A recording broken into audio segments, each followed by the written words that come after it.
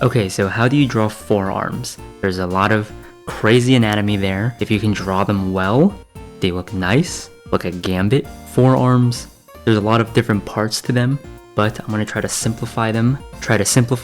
And draw them where they're all broken down in their big shapes. And you just need to know about where are the bony parts and where are the muscle parts. So if we look over here, I have Gambit's forearms broken down, and you'll see that the main part of the forearm, the simplest shape for the forearm, is a larger cylinder tapering down into a smaller cylinder.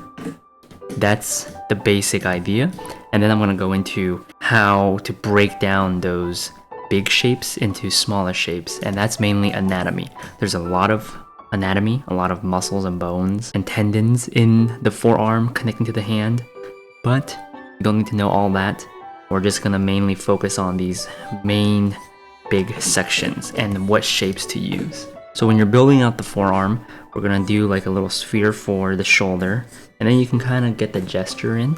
I like putting in little spheres slash cubes, rectangles, right, to find the form. And I think the big thing to keep track of, which is what I'm going to draw here, I'll explain all of the other stuff later, is to have the elbow. So right here, I'm going to be focusing in on how to put in the elbow. This right here is the upper arm. This right here is the forearm. And then you have like the hand right here.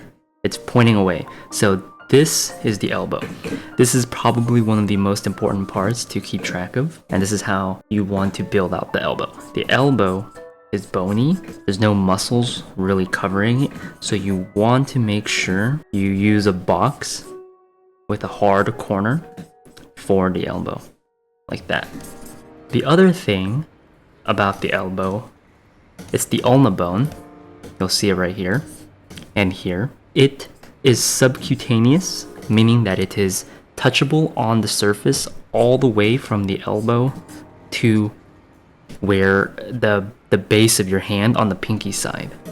So it goes from here all the way here. You can feel the bone right here. And so that's what you need to keep track of, that you have a hard angle all the way down here.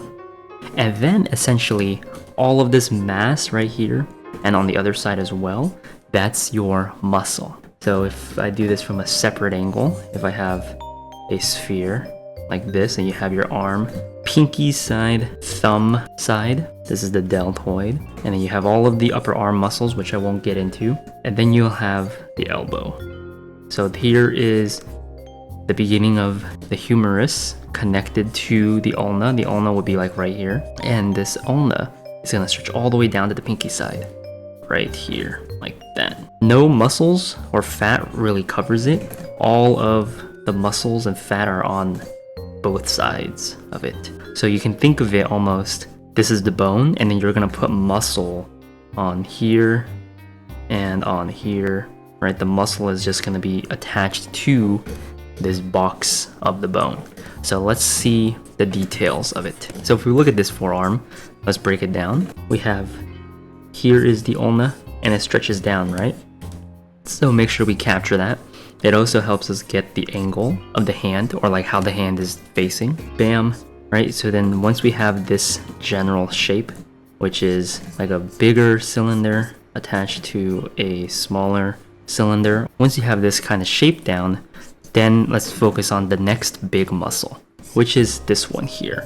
This one adds a lot to the gesture and a lot to the shape of the forearm, this like larger side of the forearm, this bulge. What this muscle is the ridge muscles, makes up of the brachioradialis and the extensor carpi radialis longus. It's good to know the names. You don't have to know the names. I think personally knowing the names will help you memorize it easier and help you communicate your ideas better, but you don't have to. The ridge muscles, they'll start up here on the upper arm, in between the triceps, the triceps, the biceps, and the brachialis muscle, which is in between the triceps and biceps, and this is the deltoid. The ridge muscles will start over here, and then they kind of wrap around the top part of the arm on the thumb side. They connect to the thumb side. Brachioradialis, if you want to break down the name, brachioradialis, carpi radialis longus.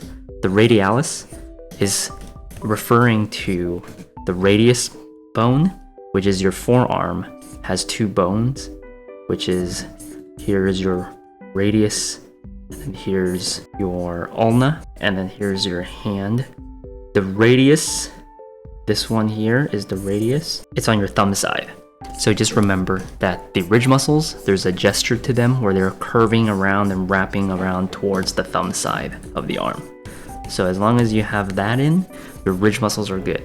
So if we have our little diagram here, like if we want to sketch out an arm, I have my elbow marked out, so I have a little bit of a structure. You can maybe have a little bit of deltoid, but your radius, or your ridge muscles, I mean, are going to be, here's the thumb side. I've already put in a bit of the bulge, but the bulge is going to be like that, right? It's going to start from the upper arm and then sort of curve back around like this. Boom. Ridge muscles. Brachioradialis, extensor carpi radialis longus. And conius, we won't really go over just because it's so small. It's just like a little muscle like right here. Maybe you'll see it, maybe you won't, but it's not super important. The next muscle, I call them the extensor group. So extension is when your hand, when you're pulling the back of your hand up. So like Iron Man shooting the laser beams or whatever. It's like this, right?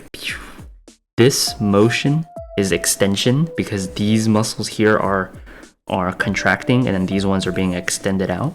That's how I remember it, extension. So the extensor group, there's a lot of muscles here.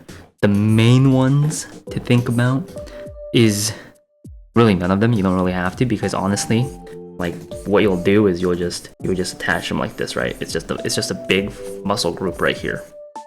And then they'll have like little tendons here sticking out, connecting to your fingers, so that way your fingers can go up and down. But to just go over them since I have them here, the main ones are these two, the extensor digitorum and the extensor carpi ulnaris. So if I have this picture up, extensor digitorum, this muscle here, connects to most of your fingers.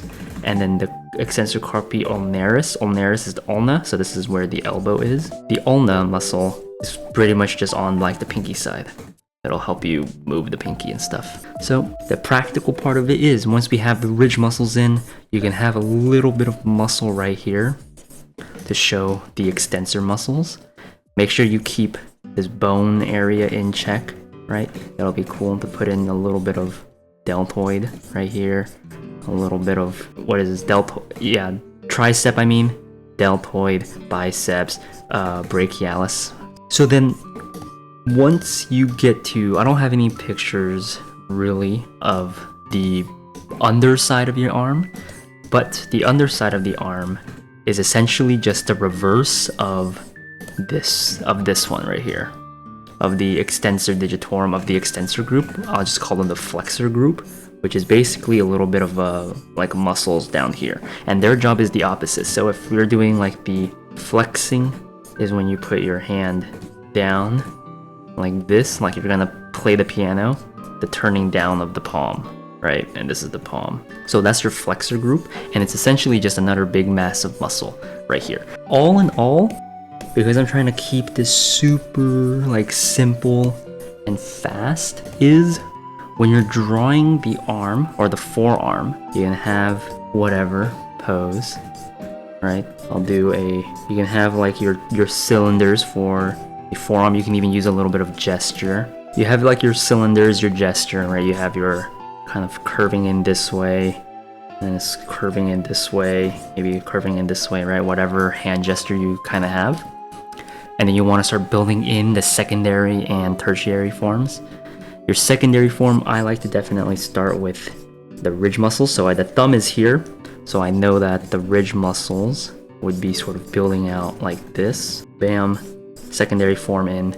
Here's the elbow. I would emphasize the power of the elbow, or like the structuredness of the elbow. And then you'll have a little bit of the extensor group here. And then here, this bulge right here, this will be the flexor group, right? Just barely visible.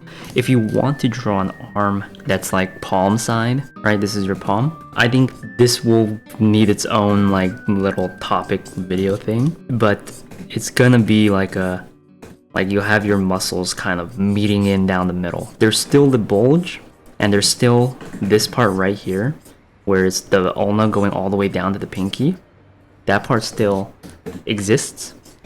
However, you're gonna see a little bit of the ridge muscle here, but it's mainly gonna be covered, and you'll see where the flexors are meeting the ridge muscles right here. And then that's kind of where a lot of the mass is, and then maybe a little bit of extensor, like that. But I'm mainly just gonna be focusing on the back side, or like the top side of the arm, whereas this big ridge muscle right here, this is like the main focus. Just remember, right, if you're doing forearms, you have the arm here. Make sure you keep in mind the gesture, keep in mind the general masses, right? You have a gesture here curving in this way, you have a smaller curve this way, and you want to add in more forms. Just remember, we have the ridge muscles right here being wrapped over. We have the extensor group that I'm calling it. Extensor digitorum, extensor carpi ulnaris, extensor digiti minimi, all of those ones, right? Those are just the extensor groups. We have the elbow. Don't forget about the importance of the elbow, making sure that it's very like structural. Like if there's muscle here, right? It's its own structure. You have the angles going down, and then you have the muscles wrapping around it, and then on the bottom side here it's the flexors.